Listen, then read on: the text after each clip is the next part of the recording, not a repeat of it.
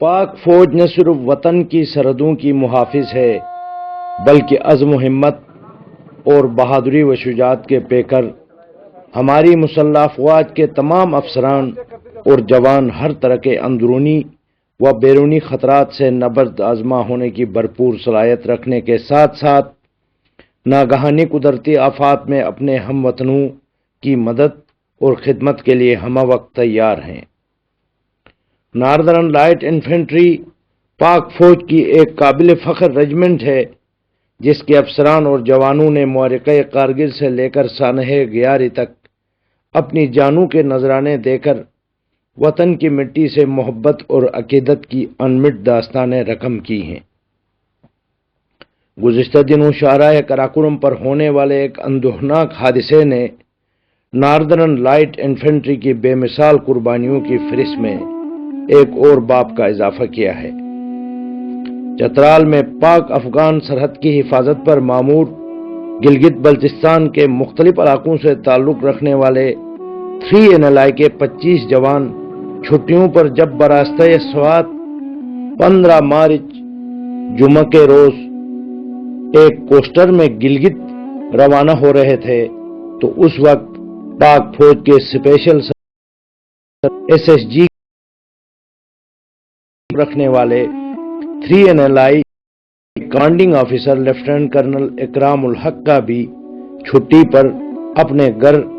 گلگت آنے کے لیے روانگی کا پروگرام طے تھا۔ انہوں نے علیحدہ گاڑی موجود ہونے کے باوجود گلگت تک کا طویل سفر اپنے جوانوں کے ہمراہ ہی ترجیح دی، مگر اپنے والدین، بچوں سے ملاقات کی تمنا لیے خوشی خوشی روانہ ہونے والے ان وطن کے محافظوں کو کیا معلوم تھا کہ یہ ان کی زندگی کا آخری سفر ثابت ہوگا۔ شاہراہ قراقرم پر گلگت آتے ہوئے ہفتہ 16 مارچ کو صبح 6 بجے کوہستان کے علاقے سمر نالہ سے گزرنے کے دوران ایک خطرناک موڑ کاٹتے ہوئے یہ کوسٹر سینکڑوں فٹ گہری کھائی میں جا گری، جس کے نتیجے میں لیفٹیننٹ کرنل اکرام الحق سمیت پاک فوج کی 3NLI ریجمنٹ کے 21 جوان موقع پر شہید جبکہ 5 جوان شدید زخمی ہو گئے۔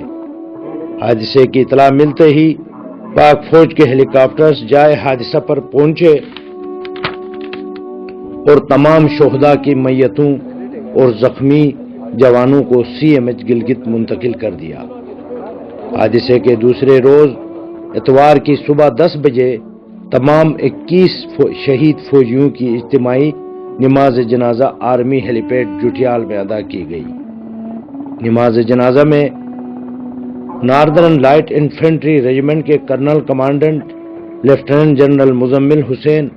فورس کمانڈر گلگت بلتستان حافظ مسرور احمد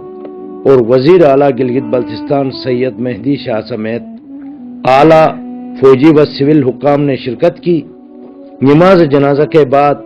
غزر، ہنزا نگر، داریل، سکردو، گانچھے اور ہراموش سے تعلق رکھنے والے شہداء کی میتوں کو ہیلی کاپٹرز کے ذریعے ان کے آبائی علاقوں میں پہنچا کر سپرد خاک کر دیا گیا، جبکہ لیفٹیننٹ کرنل اکرام الحق شہید کی تدفین ذوالفقار آباد گلگت میں ان کے آبائی قبرستان میں پورے فوجی اعزاز کے ساتھ ہوئی۔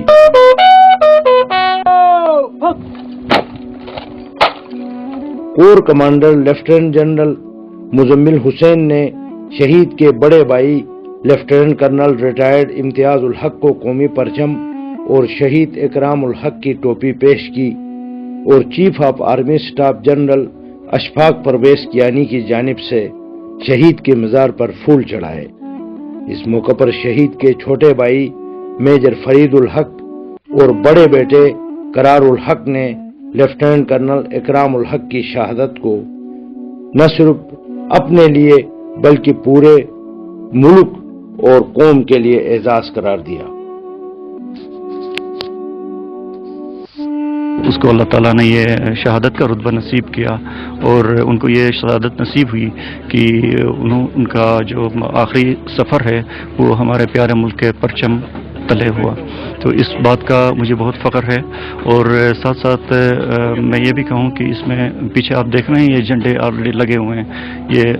قوم کے بیٹے ہیں, ہمارے خاندان کے ہیں, اور اسی کا ایک تسلسل ہے کہ آج کہ میرے بھائی نے بھی اپنا ایک نذرانہ پیش کیا. اور اس کے ساتھ ساتھ میں یہ بھی کہوں کہ ہم سارے حاضر ہیں اس کام کے لیے. جب بھی وطن کی خاطر, قوم کی خاطر, ملک کی خاطر, سرحدوں کی حفاظت کی خاطر کسی ٹائم پہ ہماری ضرورت پڑے, جو نا ہم بالکل, ہمیں خوشی ہے اور ہم فخر ہے, اور ہماری بھی آرزو ہے, یہی تمنا ہے کہ ہمارا بھی آخری سفر اسی طرح سے ہو جس طرح سے ہمارے. میں کرن اکرام کا بیٹا ہوں,